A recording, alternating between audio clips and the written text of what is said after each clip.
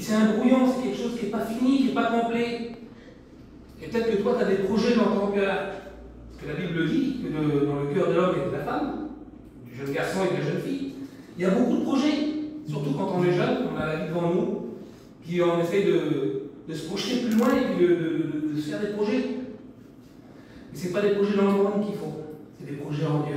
C'est ceux-là qui s'accomplissent, parce que, écoute, tu as fait un petit dessin, puis il n'y a pas de couleur, il n'y a pas de joie, quelque chose de noir et blanc, c'est triste. Mais le dessin de l'Éternel, un dessin, c'est quelque chose qui est complet, c'est quelque chose qui est fini, c'est quelque chose qui a de la couleur, c'est quelque chose où il y a de la joie. Parce que Dieu veut t'apporter ce soir quelque chose de complet dans ta vie. Il veut la compléter, ta vie. Il ne veut pas seulement que ce soit un projet, il veut que ce soit un dessin. Et c'est le dessin, le verset dit le dessin de l'Éternel. Alors j'ai mis quelques versets qui parlent un peu des projets des hommes et des dessins des hommes. Dans Job, écoutez, il est dit ça. Dans Job 5, verset 12. Il est dit ça. Il anéantit les projets des hommes rusés, et leurs mains ne peuvent les accomplir. Il prend les sages dans leur propre ruse. Parce que des fois, on a des projets en nous-mêmes, et puis c'est notre propre projet à nous, et puis on essaie d'agir avec ruse. Puis l'autre fois, je prêchais, puis pour ceux qui étaient là, j'avais prêché sur un moyen ou le but.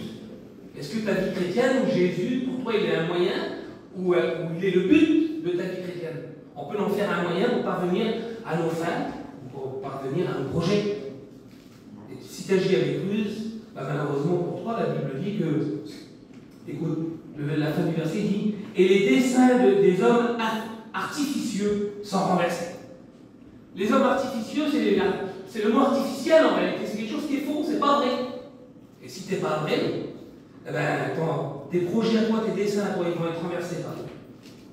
Parce que, écoute, Jésus, il aime les personnes qui sont vraies. Il faut que tu sois vrai ce soir. Il ne faut pas que ce soit quelque chose de faux. Et toi qui n'appartiens pas à Dieu, que tu as des projets, c'est normal.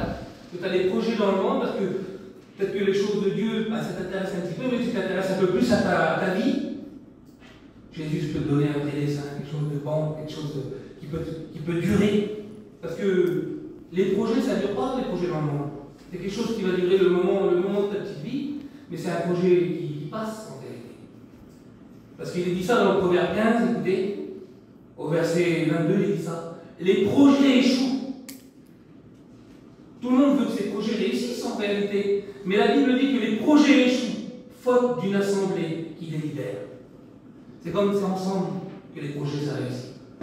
C'est comme tu es ensemble, comme nous sommes des chrétiens, puis on est ensemble, c'est le corps du Christ, nous sommes l'Église, et ensemble, et surtout avec Dieu, parce que le verset il va dire ça, mais ils réussissent quand il y a de nombreux conseillers. Et nous on a de nombreux conseillers.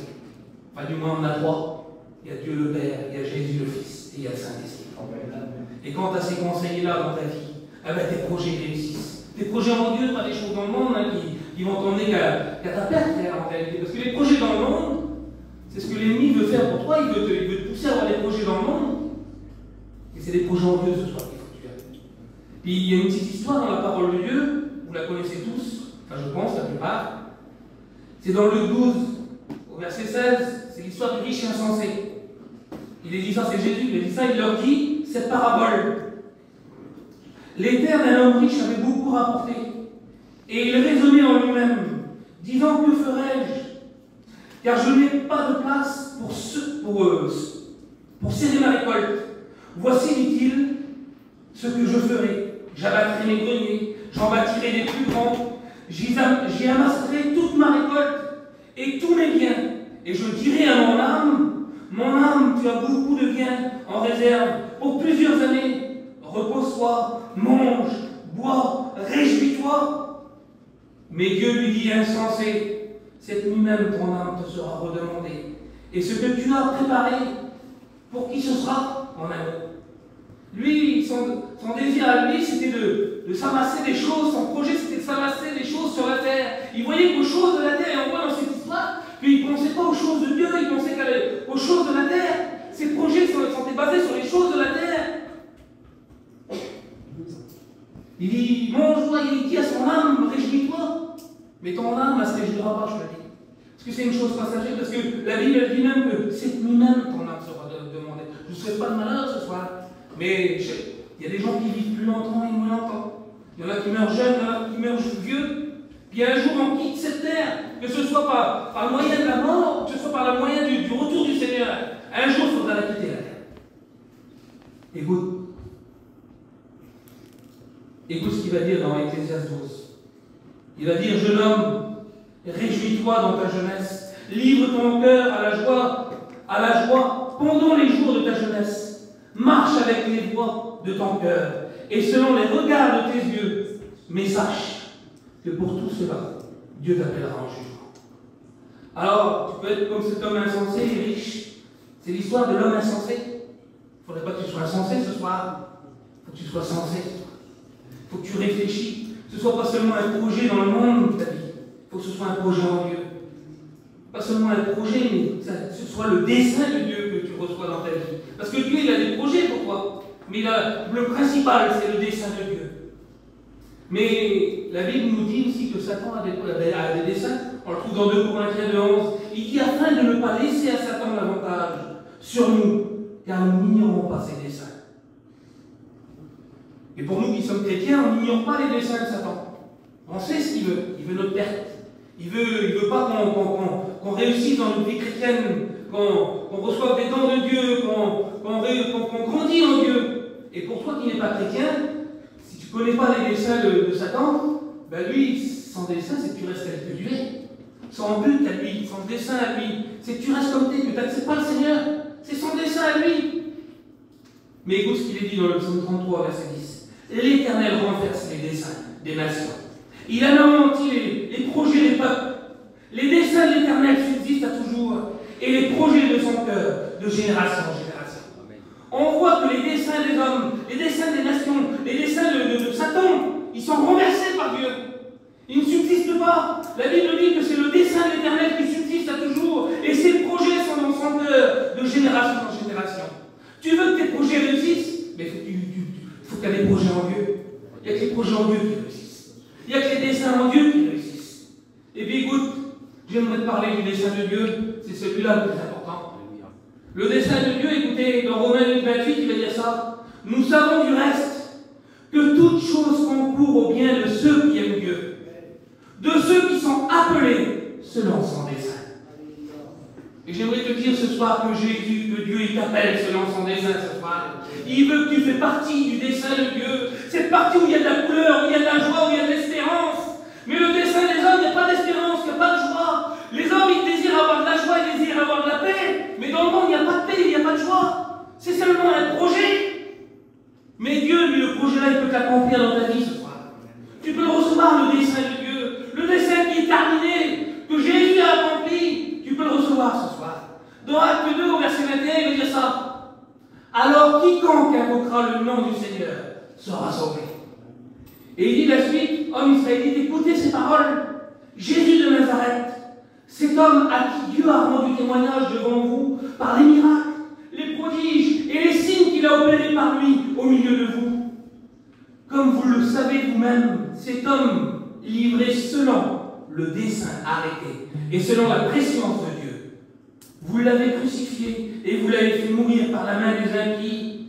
Dieu l'a ressuscité en le délivrant des liens de la mort parce qu'il n'était pas possible qu'il soit retenu par elle.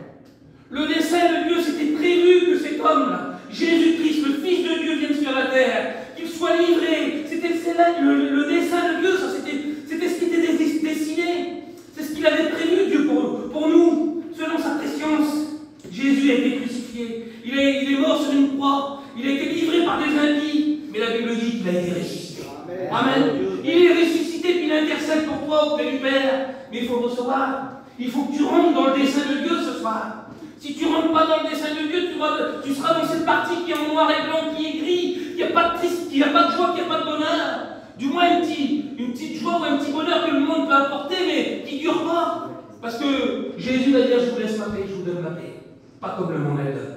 Jésus donne une paix qui dure, une paix qui est réelle, une paix qui peut t'apporter la joie ce soir. Et puis écoute, il va dire ça dans 2 Timothée au verset 1. 2 Timothée 1 au verset 9, pardon. Écoute ce qu'il est dit. C'est ce qu'il a fait Jésus pour nous les chrétiens. Mais il peut le faire pour toi ce soir. Si tu rentres dans le dessein de Dieu ce soir, eh bien ces paroles-là sont pour toi. Écoute ce qu'il est dit. Il nous a sauvés. Et il nous a adressé une sainte vocation. Non à cause de nos œuvres. C'est pas à cause de tes œuvres. C'est pas à cause de nos œuvres qu'on est sauvés ce soir, nous les chrétiens. Mais selon son propre dessein. Selon ce qu'il avait décidé, Jésus. Il avait déjà fait son dessein. Et ce dessein s'appelle la grâce ce soir. C'est le dessein de Dieu pour tous les hommes. Et toi, ce soir, tu as le moyen d'entrer dans ce dessein. Et pour nous qui sommes chrétiens, on se réjouit parce qu'on est dans le dessein de Dieu.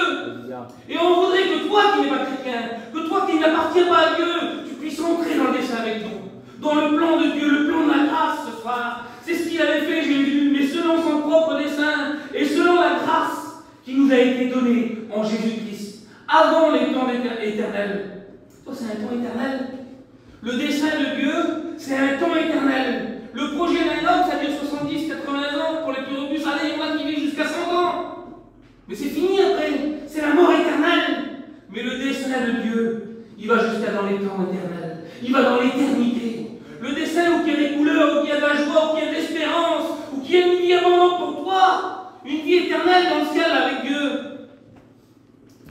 C'est dans le dessein de Dieu que tu peux le recevoir ce soir. Et puis écoute, il va dire ça.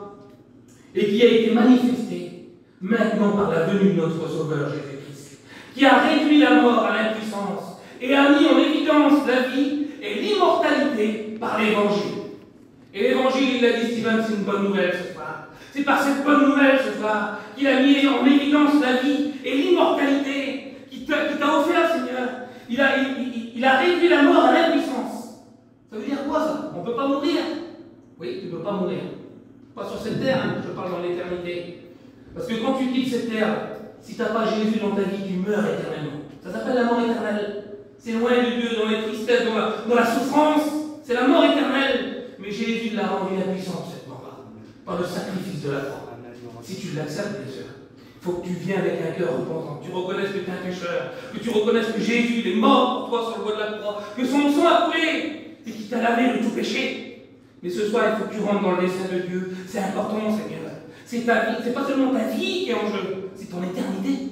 C'est pas le temps de 80 ans qui est en jeu, c'est l'éternité, imaginez-vous. Il n'y a pas de fin. Pas de fin dans le bonheur. Imaginez-vous. Ou soit tu restes comme tu es, puis ce ne sera pas de fin dans les douleurs et dans les souffrances. C'est grave en réalité. Vous prenez à la légère peut-être pour certains la réunion, mais des vies, des éternités changent dans une réunion. L'éternité, il n'y a plus de fin, une joie éternelle. Tu peux l'avoir ce soir, mais il faut que tu rentres dans le dessein. Parce qu'il dit dans Éphésiens 1:9, écoute, qu'il nous a fait connaître le mystère de sa volonté. À nous qui sommes chrétiens, il nous a fait connaître ce mystère de sa volonté. Écoute, et toi tu n'es pas chrétien, tu n'as pas encore cette nouvelle naissance dans ton cœur. Et comme tu as la nouvelle naissance, il y a ce mystère, il y a des choses qui s'éclairent. Vous l'avez écouté dans les témoignages. Écoutez, je ne savais pas, je ne comprenais pas les chrétiens, pourquoi c'était comme ça. Comme je suis devenu chrétien, ma vie a changé, ils ont reçu la nouvelle naissance, mes yeux sont ouverts. J'ai plus vu les choses pareilles. Parce qu'il y a quelque chose qui est un mystère qui est dévoilé. Les choses du céleste, selon le bienveillant dessein. Imagine-toi, un bienveillant dessein pour toi, qu'il a formé en lui-même, Jésus, pour le mettre à exécution lorsque les temps seraient accomplis. Et ces temps sont accomplis, et ce temps il est là pour toi. Tu peux choisir ce soir d'entrer dans le dessein, dans le temps accompli de Dieu, de réunir toutes choses en Christ, celles qui sont dans les cieux et celles qui sont sur la terre. C'est-à-dire que le céleste, pour nous les chrétiens, il y a des choses célestes qui sont venues dans nos vies. Mais pour toi ce soir, ça peut le devenir. En devenant chrétien, en acceptant d'entrer dans le dessein de Dieu, il réunit le céleste avec le terrestre. Les choses du ciel peuvent venir dans ta vie ce soir. C'est ce que Dieu peut faire pour toi. Il dit, en lui, nous sommes aussi devenus héritiers. Tu veux dire que tu hérites quelque chose. Tu as un héritage avec Dieu. La Bible dit que nous sommes héritiers, co-héritiers avec Christ. Nous avons une part dans le ciel. Nous avons un héritage. Mais sur cette terre, il n'y a rien du tout. La terre, elle passe. La terre sera roulée comme un vieux manteau. Puis il n'y aura plus rien. Puis toi, ce sera dans la mort éternelle, malheureusement, si tu n'as pas Jésus dans ta vie. Je suis obligé de te mettre devant la réalité ce soir. Je ne veux pas être dur.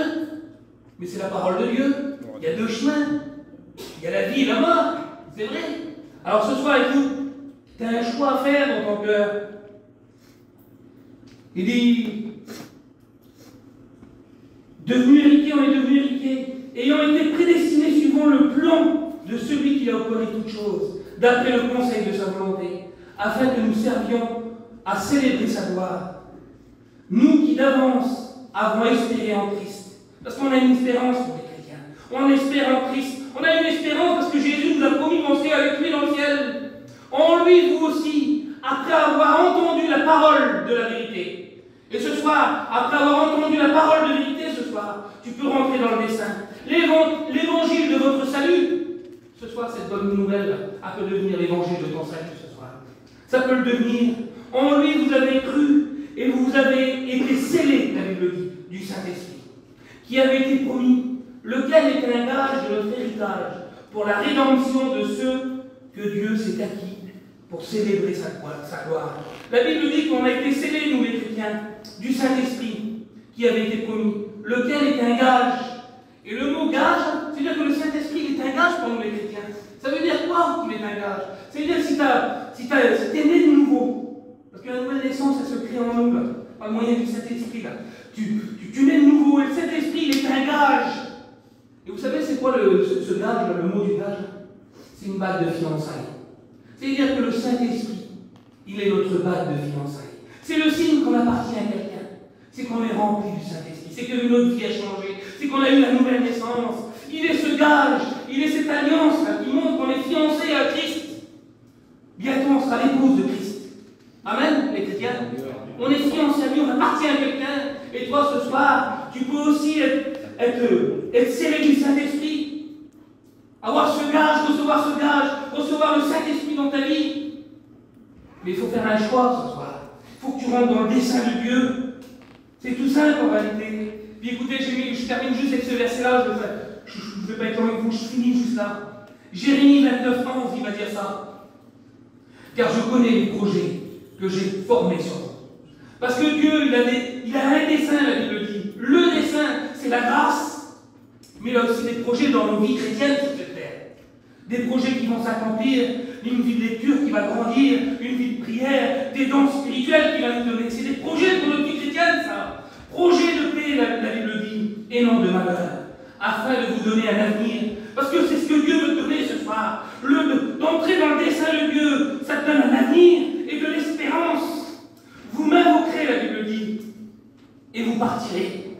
Vous me prierez et je vous exaucerai. Si tu le pries, t'exauces le Seigneur. Mais il faut que tu rentres dans son plan, il faut que tu rentres dans son dessein ce soir, pour qu'il puisse t'exaucer. Vous me chercherez et vous me trouverez, si vous me cherchez de tout votre cœur. Alors ce soir, c'est tout simple en réalité. Le message, il est tout simple. C'est pas de rester sur tes projets à toi, que c'est seulement des projets mondains, c'est seulement des projets qui vont passer.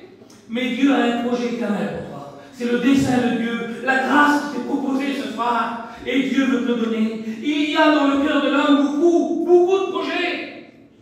Mais c'est le dessein de l'Éternel qui s'accomplit.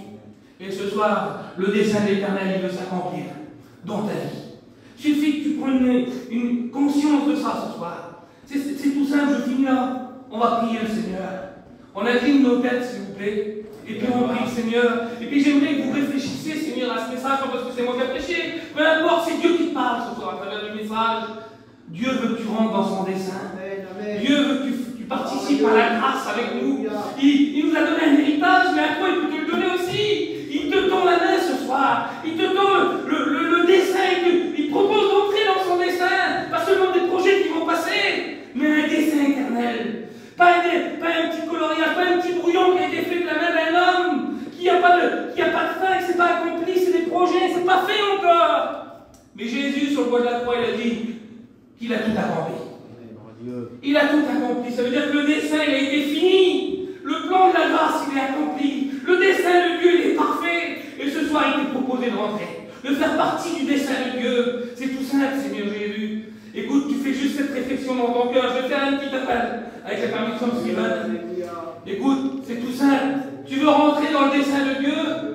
Tu veux faire passer de ce monde gris là, en noir et blanc, et puis entrer dans un monde en couleur, un monde de joie. Dieu veut te donner la grâce ce soir. Il veut te faire entrer dans son dessein. Tu vas entrer dans le dessein de Dieu, lève ta main à ta place. Et tu fasses ce soir. C'est pas pour moi que tu le fais, c'est pour toi. C'est ton éternité qui est en jeu. C'est pas une vie sur la terre avec des projets qui vont te satisfaire, non? Ça va peut-être te satisfaire pour un temps. Mais ton éternité, où vas-tu la passer? Dieu te propose d'entrer dans son dessein ce soir. Le dessein de Dieu. Jésus, il a payé le prix pour toi. Il a souffert sur le bois de la croix. Il a livré son dos, écoute. Son sang, il a coulé, Seigneur, pour toi. Il s'est donné, il n'était pas obligé de venir, Jésus. Il était Dieu, il était dans le ciel de gloire. Mais la Bible dit qu'il n'a pas regardé à son égalité avec Dieu comme une croix arrachée. Il était parfait, Jésus. Mais pour toi ce soir, parce qu'il avait ce dessein pour toi, cette vision pour toi, il voulait que tu aies la vie éternelle ce soir. Alors je refais cet appel, c'est le dernier appel que je fais. Saisis la grâce ce soir. Laisse ta main à ta place et je le prie pour toi. Entre dans le dessein de Dieu, Seigneur. Reste pas sur tes projets de mémoire, rien. Accepte le Seigneur, accepte le dessein de Dieu pour toi. Steven, tu pries, Seigneur, pour moi. À toi la gloire, Seigneur. T'es grand, Seigneur.